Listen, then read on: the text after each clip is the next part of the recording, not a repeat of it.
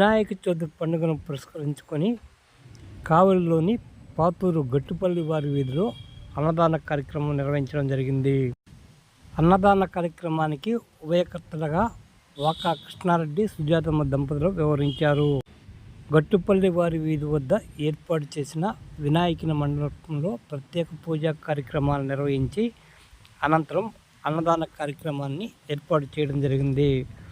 పలువురు భక్తులు ఈ అన్నదాన కార్యక్రమంలో పాల్గొన్నారు. భక్తుల కోలాహలం మధ్య ఈ అన్నదాన కార్యక్రమం నిర్వహించడం జరిగింది. ఈ కార్యక్రమంలో చిలకపాటి శేషయ్య, రమణారెడ్డి, కేతిరెడ్డి ప్రసాద్ రెడ్డి, పలువురు యువకులు ఈ కార్యక్రమంలో పాల్గొనడం జరిగింది.